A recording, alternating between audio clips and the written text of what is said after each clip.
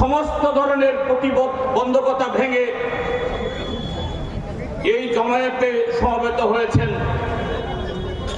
আপনাদের শুধু অভিনন্দন জানালে কম হবে। আপনারা এখানে এসেছেন যে এই ত্রিপুরাজ্যকে রক্ষা করার জন্য, গণতন্ত্রকে বাঁচানোর জন্য, পুনরুদ্ধার করার জন্য। ত্রিপুরাজ্যে গত প্রায় 8 বছর ধরে যে জঙ্গল রাজত্ব চলছে, এই জঙ্গল রাজত্ব থেকে ত্রিপুরাজ্যকে উদ্ধার করার জন্য। বন্ধুরা, আপনাদেরকে আমি স্বাগত জানাচ্ছি আমাদের এই প্রিয় রাজ্য ত্রিপুরাজ্যের রাজধানী আগরতলাতে। কেন বলছি এই কথাটা? আজকে ত্রিপুরাজ্যের মধ্যে যে ট্রিপল ইঞ্জিনের সরকার চলছে, ভারতীয় জনতা পার্টি, ত্রিপুরা মথা এবং আইপিএফটি, তারা আমাদের এই প্রিয় রাজ্যকে কি বলে?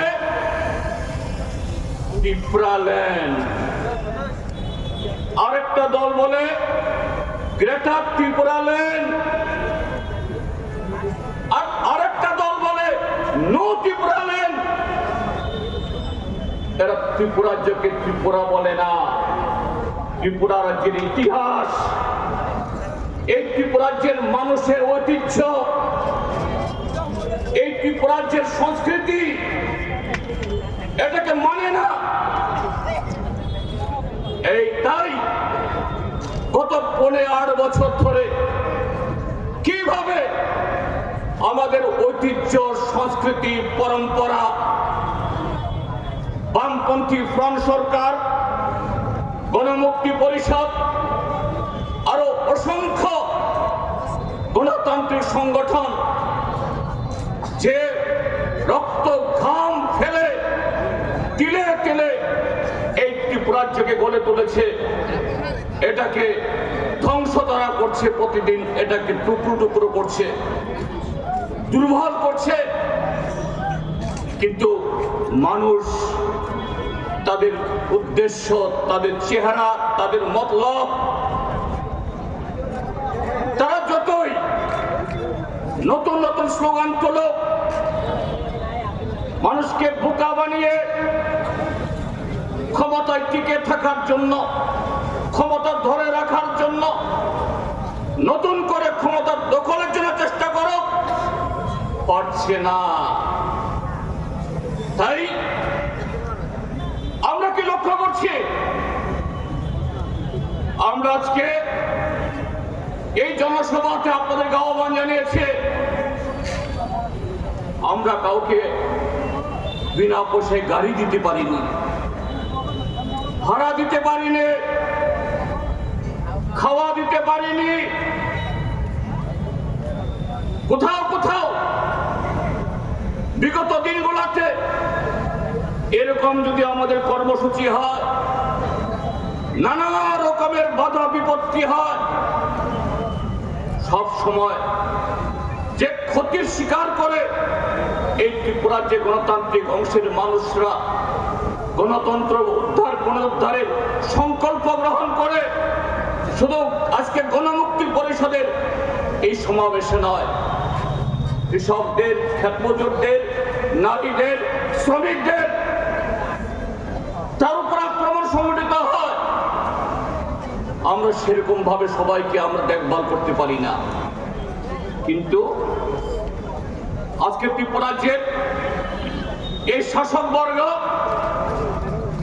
যারা বলে আমরা আগামী 25 বছর, 40 বছর, 50 বছর ত্রিপুরাজ্যে থাকবো, যারা বলে এই ত্রিপুরাজ্যকে গ্রেটার ত্রিপুরাল্যান্ডে পরিণত করব, গোটা উত্তর পূর্বাঞ্চলকে ত্রিপুরাজ্যের সাথে বাঁধব,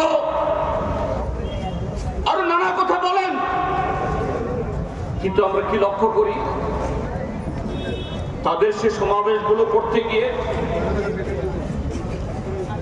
ওই ধলাই জেলার ছামনো হোক বা ছোলেংটা, উত্তর জেলার কাঞ্চনপুর হোক বা আনন্দবাজার, দক্ষিণ জেলার ওই চুলাইবাড়ি হোক বা সাবরুম,